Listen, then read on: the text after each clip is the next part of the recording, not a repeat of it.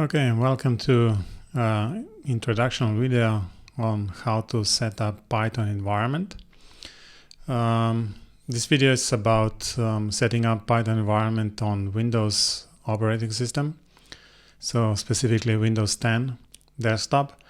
So let's start by starting a browser and going to the home page of Python programming language. As you may know, Python is an open source programming language, and the home page for Python is python.org.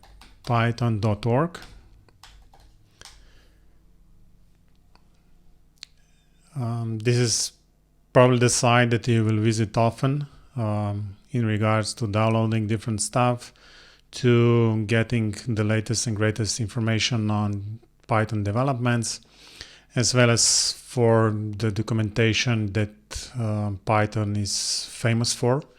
But for now, let's go to downloads. So here would be the place to download the latest Python distribution. So Python, being an open source programming language, basically enables different distributions that are tailored to specific user needs. So a general Python distribution is definitely this one from python.org. But for all of you that are still learning or trying to learn Python and are probably trying to get into kind of data science specific tasks, I recommend that you install different Python distribution. So basically, if we go back to Google and search for Anaconda Python, and I think that the first result will be Python, Anaconda Python distribution. This is from a company called Continuum, which specializes in data science, libraries, and Python distribution. So if you click this link on anaconda.com distribution, we'll get to a site where you can download the latest Anaconda Python distribution. What is different in regards to this, let's say, a traditional Python distribution from python.org, is that this distribution actually includes all possible Python packages or libraries that are called that you will probably ever need. So even if you do some specific numerical analysis, doing some data science, or trying to access different tasks and different databases, all those libraries are included by default with this distribution, so you don't have to download additional packages after you already set up the basic Python environment. On top of it, this distribution actually includes the R programming language. The R language is actually tailored for statistical calculations, statistical analysis, and this actual environment does enable you to do and mix and match Python and R scripts very easily. So let's go a little bit down on this page, and you will notice that there are two versions available, Python 3.7 and Python 2.7. Basically, those are two not compatible versions. Python 2 dot something. So Python version 2 is not actively developed anymore, but you still find a lot of resources online. Unfortunately, these two versions are not compatible. Some of the packages like RGIS, for example, still come with this outdated Python 2 distribution.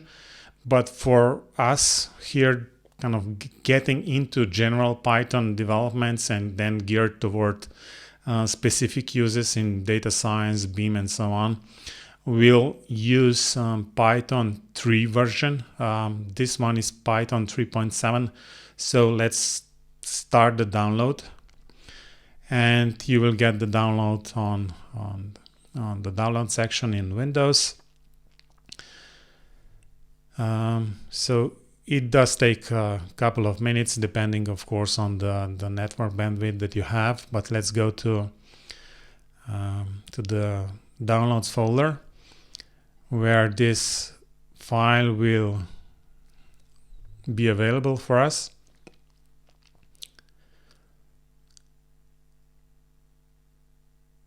Okay, so a couple of more seconds, and then we'll start the actual installation. The installation is very much the same as any other installation for Windows operating system.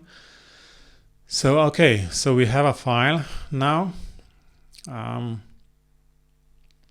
Okay, so let's double click this and start the actual installation. The installation will guide us through a couple of steps.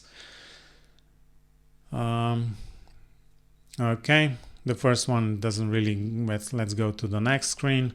Of course, we should read the license agreement. Let me point out, of course, that this Anaconda Python distribution is free of charge. So you basically don't have to pay anything. But of course, if you use something, you should kind of provide either libraries or certain parts of your code, but doesn't really limit you to kind of full open source model or something like that. So let's agree to this license agreement. Let's stick to default and just install it for your user.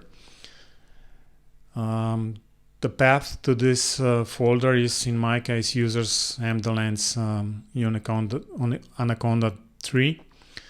You can change to whatever you want, but I suppose it's better to leave it as it is. Okay, and on this screen you should also leave it as is. Of course, you can add this path later on if you feel the need for it, but I think that it's quite alright to just leave it like that. And click install. So basically this installation will take a couple of minutes. So let's get back in a few minutes so that we can install, or we can finish the install and check the environment if everything is working correctly.